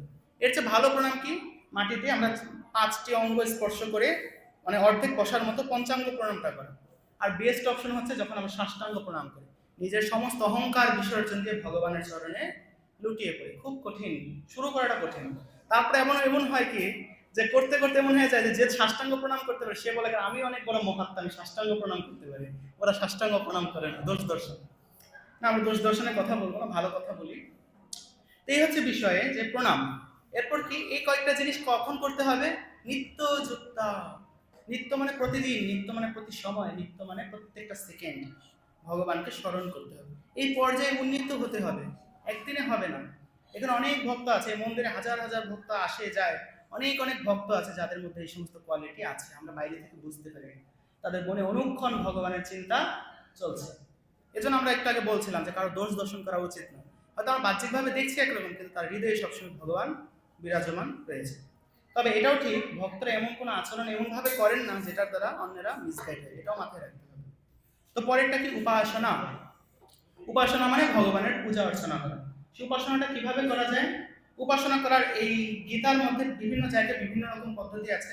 একটা হচ্ছে ভগবানের সেবা করা, নিজের কর্ম যথাযথভাবে করা, কর্তব্য কর্ম। আমরা স্কুল কলেজে পড়াশোনা করি যখন, তখন ছাত্র হিসেবে পড়াশোনা কর্তব্য কর্ম, চাকরি বাকরি করলে সেটা কর্তব্য কর্ম, তার ঘর সংসার করলে সেটা কর্তব্য কর্ম, সেটা যথাযথভাবে করতে হবে। কিভাবে, কৃষ্ণের সাথে যুক্ত করে, কৃষ্ণের সংসার করা ছাড়িয়ে আনা যায়, সেটা করতে হবে। এটার মাধ্যমে ভগবানের সেবা হয়। এরপর ধরুন আমরা মন্দিরে আসলাম, ভগবানের কোনো রান্নাঘরে বা প্রসাদ হলে, বা যে কোনো মন্দিরে নাট মন্দিরে ঝাড়ু মোছ দেওয়া, যে কোনো সেবা যেটা ভগবানের সাথে মন্দিরের সাথে রিলেটেড, সেটা হচ্ছে প্রত্যক্ষ সেবা, সেটাও করতে পারি। এরপর ভগবান শ্রীমদ্ ভগবত গীতার প্রায় শেষের শ্লোকগুলোতে বলছে, এই যে আমি গীতা শাস্ত্র বললাম, এই গীতা শাস্ত্র যারা নিয়মিত অধ্যয়ন করে তারাও আমার সেবা করে। এই শ্লোকেও বলছে যে কি, নিত্যযুক্ত উপাসতে। আচ্ছা, শ্লোকটা দেখছি না। আরেকটা হচ্ছে নাম সংকীর্তন, যেটার কথা বলছে, সততম কীর্তন তোমাম, নাম সংকীর্তন এবং ভগবানকে প্রণাম করা। শ্রীমদ্ ভাগবতের শেষ শ্লোক দেখুন, শ্রীমদ্ ভাগবতে কয়টা শ্লোক আছে কে বলতে পারবেন? গীতায় 700 আছে, ভাগবত আরেকটা গ্রন্থের কথা বলছি 18,000। সেই 18,000 শ্লোকের আমরা এসব ভাবি এত বড় বই, আমরা যদি স্কুলে কিনতে চাই দেখবো এত বড় একটা সেট, ওখানে 18টা খণ্ড আছে, 18,000 শ্লোক আছে। তো এতগুলো শ্লোক পড়ে পড়ে আমরা কি বুঝবো, অনেক সময় ভাবি। 18,000 শ্লোকের মানে 17,999টা শ্লোকের সিদ্ধান্ত লাস্টের শ্লোকে বলা হচ্ছে, নাম সংকীর্তন যস্তা সর্ব পাপ প্রণাশনম প্রণাম দুঃখ সমনস্তং নমামি হরিং পরম। বলছেন যে পরমেশ্বর, এই সমগ্র ভাগবতের একটাই সিদ্ধান্ত, পরমেশ্বর ভগবানের নাম সংকীর্তন করলে সমস্ত পাপ থেকে আমরা মুক্ত হতে পারি। ভগবানকে আমরা প্রণাম নিবেদন করার মাধ্যমে সমস্ত দুঃখ দুর্দশা থেকে মুক্ত হতে পারি। কপালটা মাটিতে থেকে ভগবানকে প্রণাম করার সাথে সাথে কপালের যত দুঃখ আছে সব দূরীভূত হয়ে যায়। এই হচ্ছে ভাগবতের শেষ সিদ্ধান্ত। এই সিদ্ধান্ত আমাদের অনুসরণ করার কথা শুরুতেও বলা হচ্ছে, মধ্যেও বলা হচ্ছে, শেষেও বলা হচ্ছে, গীতার এই স্থানেও বলা হচ্ছে যে নমস্তান্তশ্চ, যে আমাকে প্রণাম করতে হবে, প্রণামের গুরুত্বের উপর। এই বিভিন্ন ভজন সাধনের কথাই আমরা বলছি, যেহেতু আমাদের প্রসঙ্গ হচ্ছে ভজন সাধন নিয়ে। আরেকটা ভজনের কথা বলছে, ভজনটা কিভাবে করতে হয় সেটা বলছে। মচ্চিত্তা মদ্গত প্রাণা বোধয়ন্ত পরস্পরম কথয়ন্তশ্চ মাং নিত্যম তুষ্যন্তি চ রমন্তি চ। বলছে চিত্তটা, ভজনটা যে করব, এই যে সমস্ত উপাসনা করব, চিত্তটা আগে ভগবানকে দিতে হবে। প্রথম শর্ত, মানুষকে দেখানোর জন্য ভজন সাধন করলে বলে নাই ভগবান, যে মানুষ দেখবে আহা কত বড় ভক্ত, মাটিতে প্রণাম দিয়ে তারপর গড়াগড়ি খায়, এরকম মনোভাব থাকতে পারে আমাদের। বা ভগবানকে তাদের দেখাবো যে আমি অনেক বড় ভক্ত, অনেক বৈরাগী, আমি অনেক মালা জপ করি, অনেক কঠোরভাবে উপবাস করি, কালকে একাদশী নির্জল উপবাস করি, মানুষকে দেখানোর জন্য করি, মানুষ আমাকে ভালো বলবে, ভগবানের জন্য করি, এটার কথা বলা হয়নি। ভগবান বলছেন আমার সন্তুষ্টির জন্য করো, লোকে ভালো বলুক মন্দ বলুক, আমার সন্তুষ্টির জন্য যা করবে করো। মানুষকে দেখানো লাগবে না, যা করবা করবা, মনোভাব একটাই। কিছু জিনিস মানুষ এমনিতেই দেখবে, তা দেখানো না। এরপর কি বলছেন, মদগত প্রাণা, তোমার প্রাণটাও আমাকে দাও, তোমার জীবন ধারণের লক্ষ্যটাও আমার সন্তুষ্টি বিধানই হোক। তোমার জীবনে তুমি যা কিছু করো না কেন, আহার নিদ্রা সবকিছু আমার সন্তুষ্টির জন্য করো। যেমন ভক্তরা আহার করছে, কৃষ্ণের প্রসাদ, কৃষ্ণকে নিবেদন করেই আহার করছে। ভগবান বলছেন তো গীতায় যে আমাকে নিবেদন করে সেটা আহার করো, ভক্তরা সেটা করছেন। তারা ঘুম থেকে উঠেন কি চিন্তা করে, আর সারাদিন আমি ভগবানের সেবা করব, আমার কর্তব্য কর্ম যথাযথভাবে পালন করব, যাতে কৃষ্ণ সন্তুষ্ট হন। রাতে ঘুমানো এটা চিন্তা করে যে আমার না ঘুমালে তো শরীর সুস্থ থাকবে না, বেসিক নিডস তো দরকার আছে, সেটাও আমি এজন্য করব যাতে শরীরটাকে ভগবানের সেবার জন্য সুস্থ রাখতে পারি। এরপর কি বলছেন, বোধয়ন্ত পরস্পরম, ওই ভক্তরা বোঝেন, এই চিন্তাকে আমরা বলছিলাম দোষ দর্শন না করে বরং তাকে বুঝিয়ে দেওয়া, ওই কথাটা ভগবান এখানে বলছেন যে পরস্পরকে তারা হেল্প করেন, যে আরে আপনি এটা ভুল করছেন প্রভু, এটা আমি আপনাকে বলে দিচ্ছি, এভাবে করলে আপনার জন্য ভালো, বুঝিয়ে দেওয়া। এবং তারপর কি, কথায়ন্তশ্চ, এই যে কথা আমরা এখানে বলছি, মা নিত্যম, নিত্য প্রতিদিন ভগবানের কথা শ্রবণ কীর্তন করতে হবে। আর শ্রবণ কীর্তন করে তুষ্যন্তি, আনন্দ পাবে, রমান্তিচ, দুইবার বলছে, একটা অর্থ তুষ্যন্তি যা অর্থ, রমন্ত্র তা অর্থ। যে ভক্তদের লক্ষণ বর্ণনা করতে গিয়ে ভগবান বলছে তারা এত আনন্দ থাকে, এত সুখ পায় ভগবানের কথা শ্রবণ করে, তাদের মনে হয় তাদের কানের ভিতরে কেউ অমৃত ঢেলে দিয়েছে। এটা হচ্ছে ভক্তের লক্ষণ। তো এইরকম স্তরে অধিষ্ঠিত হতে ভগবান বলেছেন, এইভাবে ভজনা করতে বলেছেন। তারপর আরেকটা বলছেন ভজনের ফলটা কি, ভজন করলে কি লাভ হবে ভগবানের ভজন করলে, সেখানে বলছেন তেসাম সতত যুক্তানাম ভজতাম প্রীতি পূর্বকম দদামি বুদ্ধি যোগম তম ইয়েন মাম উপজান্তি তে। বলছেন এই যে এই সিস্টেমগুলো আমরা বললাম, আলোচনা করলাম, এই সমস্ত সিস্টেমে যারা ভগবানের ভজনা করে তাদের ভগবান কি করেন, বুদ্ধি যোগ প্রদান করেন, এমন একটা বুদ্ধি প্রদান করেন যেটা ভগবানের সাথে আমাদেরকে যোগ অর্থাৎ সংযুক্ত করে, ভগবানের সাথে যুক্ত হওয়ার বুদ্ধি দেন। এবং তার মাধ্যমে কি হয়, আমরা কাকে লাভ করতে পারি, পরমেশ্বর ভগবান কৃষ্ণকে লাভ করতে পারি। হরি বল। তো সেই যে আমরা একটা গান গাইলাম একটু আগে, ওই গানের পরের পয়েন্টটা হচ্ছে বিষয় নলে জ্বলিছে হৃদয় অনলে বারায়ে অনল, বিষয় নলে জ্বলিছে হৃদয় অনলে বারায়ে অনল, অপরাধ ছাড়ি লয় কৃষ্ণ নাম, অপরাধ ছাড়ি লয় কৃষ্ণ নাম, অনলে পরায়ে জল, অনলে পরায়ে জল। বলছে এই জড়জগতে আমরা দুঃখ দুর্দশায় সবসময় জ্বালা পোড়া স্ট্রেসে আছি, সবসময় অত্যাচারে আছি, ভয়ঙ্কর অবস্থাতে আছি। সেই অবস্থা থেকে আমরা কেমনে মুক্ত হতে পারবো, হৃদয় সবসময় আমাদের জ্বলাপোড়া করছে, আগুন শুধু বাড়ছে বাড়ছে বাড়ছে, আমার কোনো নামগন্ধ নেই। তো এই যে সাধু সঙ্গ করে আসছে, এখন সাধুরা কি বলছে, ভজন করো, সাধু সঙ্গ করে হরি ভজে যেতে। কিভাবে, এই যে অপরাধ ত্যাগ করে লয় কৃষ্ণ নাম, কৃষ্ণের ভগবানের নাম আমরা করব, সাধন ভজন করব, এই বিধিপূর্বক করব, যেটাতে অপরাধ সমূহ দূর হয়ে যায়। এর ফলে কি হবে, এই বারন্ত আগুনে তখন জল পড়বে, নিভে যাবে, তখন আর আমাদের দুঃখ দুর্দশা এরকম ভোগ করতে হবে না। তো এই ভজনের ফল হচ্ছে ভগবানকে প্রাপ্ত হওয়া। ভগবানকে প্রাপ্ত হয়েছে দৃষ্টান্ত আছে? আছে যে কেউ ভগবানকে প্রাপ্ত হয়েছে? আছে আছে আছে, অসংখ্য অসংখ্য অসংখ্য অসংখ্য অসংখ্য দৃষ্টান্ত আছে। নারদ মুনি কি দৃষ্টান্ত নয়? আমরা আলোচনা করলাম। মুচুকুন্দ মহারাজের কথা আলোচনা করলাম, তিনি দৃষ্টান্ত নয়? প্রহ্লাদ মহারাজ দৃষ্টান্ত নয়? এত শাস্ত্রে উল্লেখ করা দৃষ্টান্ত। আমাদের সম্মুখেও হয়তো অনেক অনেক ভক্ত আছে। যেমন শিল প্রভুপাদের কথাই আমরা বলি, আমার সম্মুখে প্রভুপাদ রয়েছেন।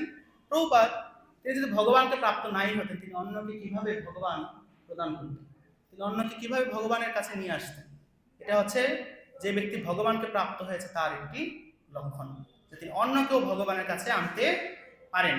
আর যে ব্যক্তি ভগবানকে আনতে পারেন, তিনি যতই সাধু সাজার চেষ্টা করেন, নিজেও তিনি অধপতিত হয়, অন্যকেও অধপতিত করেন। সাবধান। কিভাবে অনুসরণ করতে হবে? ভগবান গীতায় যেভাবে বলেছেন সেইভাবে যখন আমরা চর্চা করব, তখন আমরা সেই সাধু বৈষ্ণবদেরকে চিনতে পারব। তো ভগবানকে এখানে বলছেন ভগবান যে আমাকে সর্বভূতের আদি ও অব্যয় জেনে অনন্য চিত্তে আমার ভজনা করে। ভূতাদিম অব্যয়ম, একটা শব্দ বলছে। ভূত আদিম অব্যয়ম, তিনটা শব্দ মিলে একটা শব্দ, ভূতাদিম অব্যয়ম। ভূত মানে হচ্ছে জীব।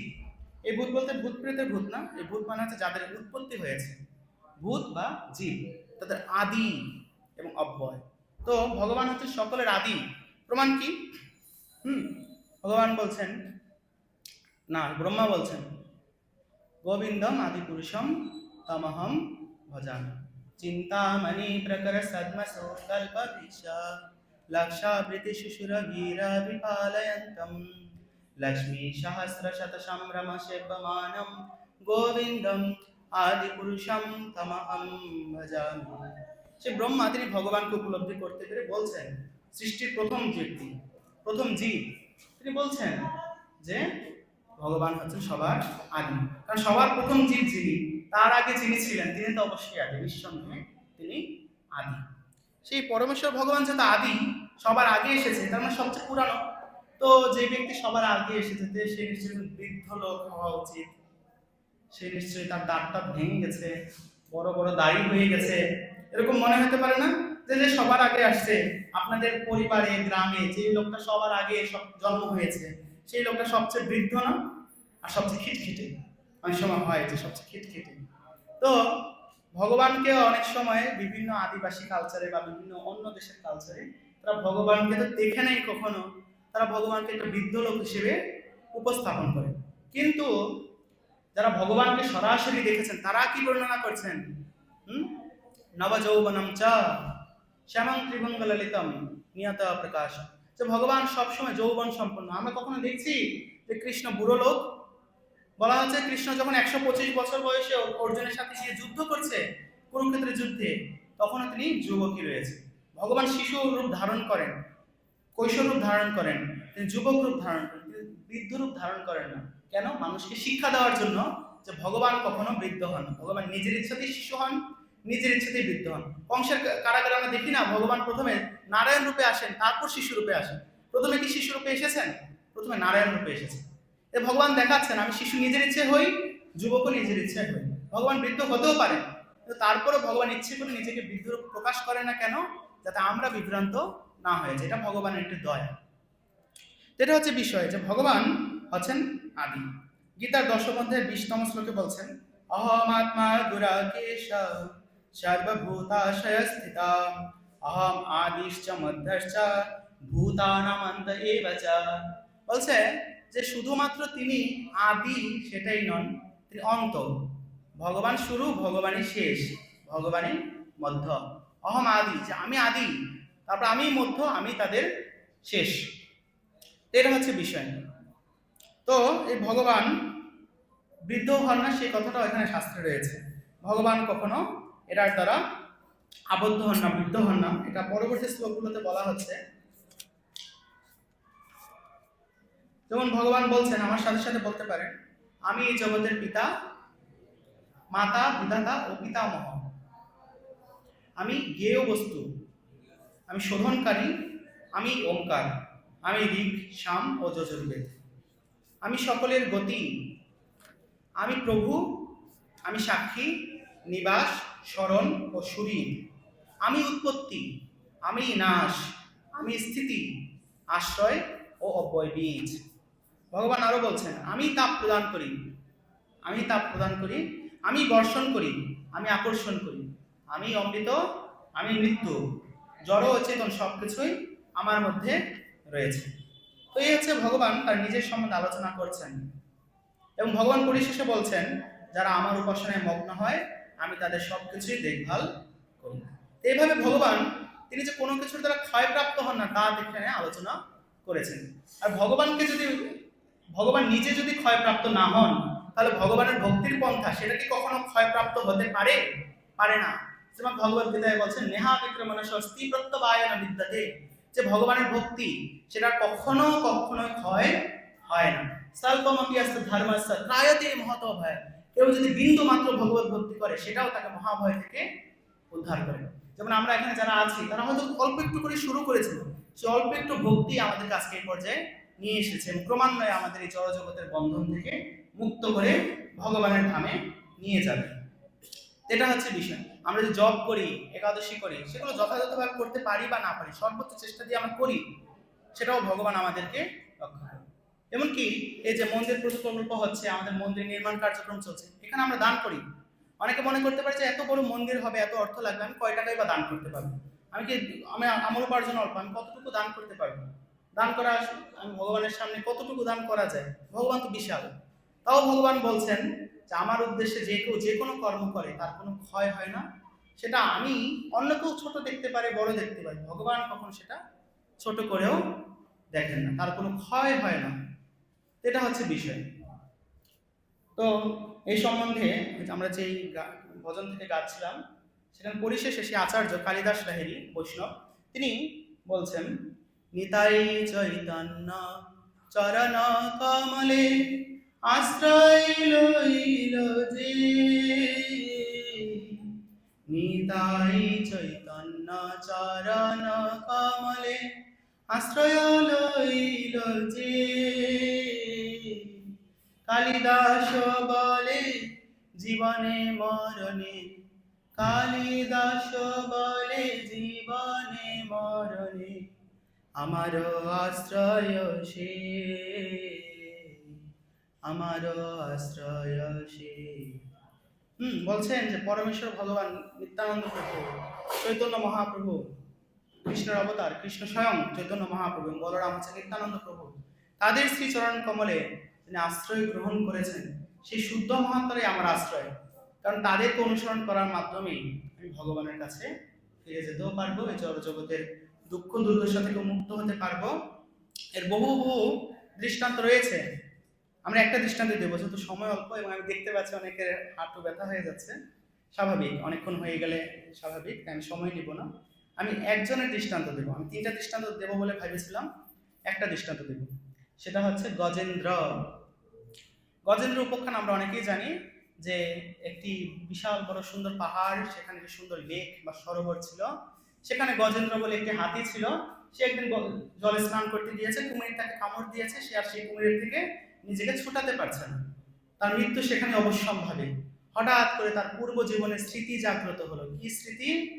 পূর্ব জীবনে সে এরকম কোন একটা মন্দিরে গিয়ে কোন একটা পাঠের সময় কোন একটা সাধুর কাছ থেকে ভগবানের কিছু মহিমা শ্রবণ করেছিলেন। আগের জীবনের আর কোনো কিছু তার মনে থাকুক বা না থাকুক, সেই ভগবানের ভক্তির কথা, সেই ভগবানের মহত্বের কথা তার সেটুকু মনে আছে। কিভাবে মনে পড়লো?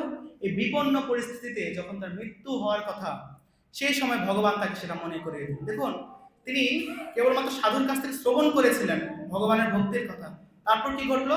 তারপর তিনি আরেকজন ঋষির কাছে অপরাধ করলেন, সেই ঋষি অনেক সহজে ক্রুদ্ধ হয়ে গেলেন, অভিশাপ দিলেন যে তুমি হাতি হয়ে যাবে, এবং পরের জীবনে সে হাতি হয়ে গেল। কিন্তু দেখুন, আগের জীবনে সে কিন্তু ভক্তি করতে পারেনি, শুধুমাত্র সে শ্রবণ করেছিল, এটুকুই ভগবান তাকে পরের জীবনে স্মরণ করে দিয়েছেন মৃত্যুর সময়।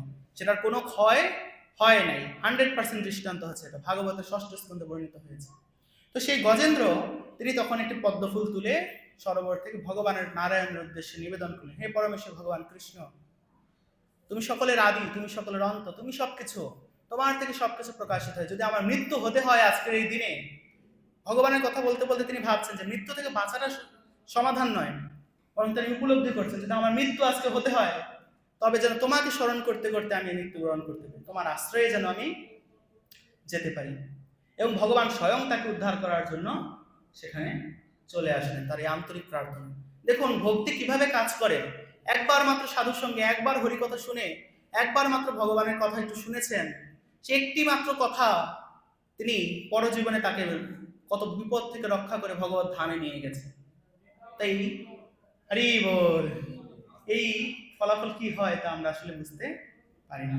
তাই বলছে অতএব মায়া মোহ ছাড়ি বুদ্ধিমান, অনন্য শরণ হইয়া ভজ ভগবান। বলছে যে যারা বুদ্ধিমান তারা এই মায়া মোহ ত্যাগ করে অনন্য স্মরণ হয়, অর্থাৎ ভজন্তে মাম দৃঢ়ব্রতা, অনন্য স্মরণ হয়ে দৃঢ় নিষ্ঠা সহকারে ভগবানকে ভজন করতে বলেছে। হরে কৃষ্ণ কৃষ্ণ কৃষ্ণ হরে হরে, হরে রাম রাম রাম। কারো কোনো প্রশ্ন আছে? প্রশ্ন তাহলে হাত তুলতে পারেন।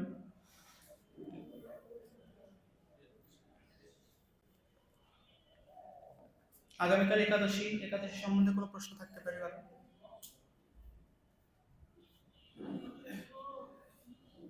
ঠিক আছে, কারো প্রশ্ন আমরা একটু কীর্তন করে শেষ করে দেব। হরে কৃষ্ণ কৃষ্ণ কৃষ্ণ হরে হরে, হরে রাম রাম রাম হরে হরে, হরে কৃষ্ণ কৃষ্ণ কৃষ্ণ হরে হরে, হরে রাম রাম রাম হরে হরে, হরে কৃষ্ণ কৃষ্ণ কৃষ্ণ হরে হরে, হরে রাম রাম রাম হরে হরে। বসে থাকতে কষ্ট হলে দাঁড়াতে পারেন, সবাই দাঁড়িয়ে যান। হরে কৃষ্ণ কৃষ্ণ কৃষ্ণ হরে হরে, হরে রাম রাম রাম হরে হরে।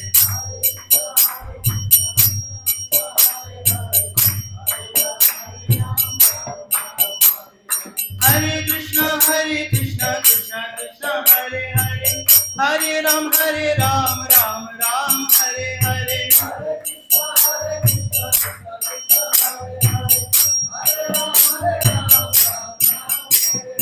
हरे कृष्णा कृष्णा कृष्णा हरे हरे, हरे राम राम हरे हरे।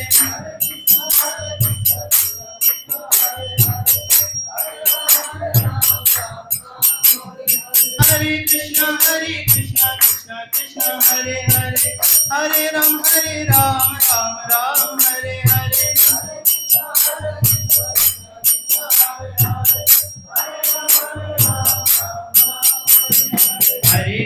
हरे कृष्णा कृष्णा कृष्णा हरे हरे, हरे राम राम हरे हरे।